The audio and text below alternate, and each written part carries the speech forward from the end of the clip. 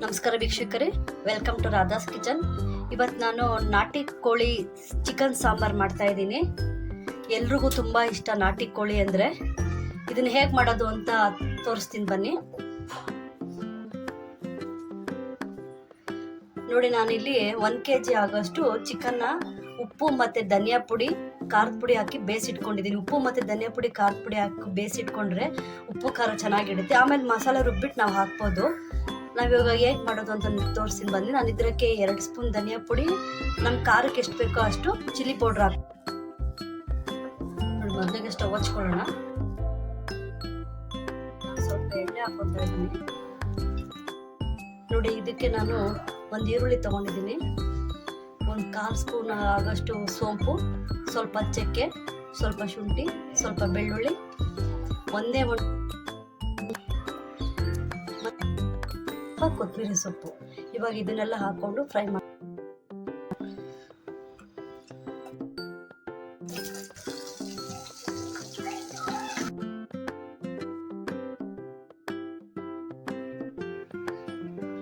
ನೋಡಿ, ಇವಾಗ ಚೆನ್ನಾಗಿ ಫ್ರೈ ಆಗಿದೆ. ಇವಾಗ ತಣ್ಣಗಾದ್ಮೇಲೆ ಇದನ್ನ ಮಿಕ್ಸಿ ಮಾಡ್ಕೊಂಬರೋಣ. ಇವಾಗ ಸ್ಟವ್ ಆಫ್ ಮಾಡ್ಕೊತಾ ಇದ್ದೀನಿ.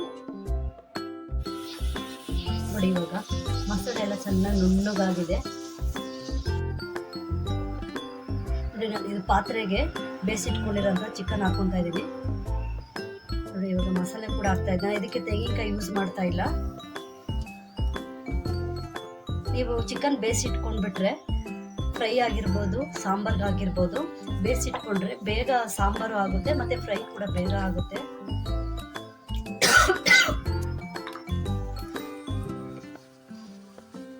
ನೋಡಿ, ಇವಾಗ ಇದು ಜಾಸ್ತಿ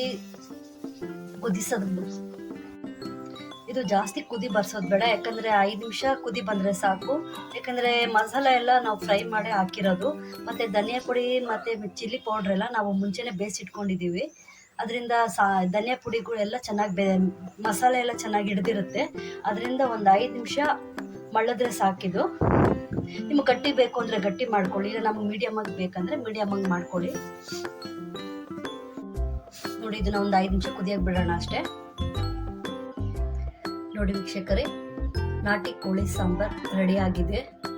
ನಿಮಗೂ ಕೂಡ ತುಂಬ ಇಷ್ಟ ಆಗಿದೆ ಅಂದ್ಕೊಂಡಿದ್ದೀನಿ. ನೀವು ಒಂದ್ಸರಿ ಟ್ರೈ ಮಾಡಿ, ತುಂಬಾ ಚೆನ್ನಾಗಿರುತ್ತೆ.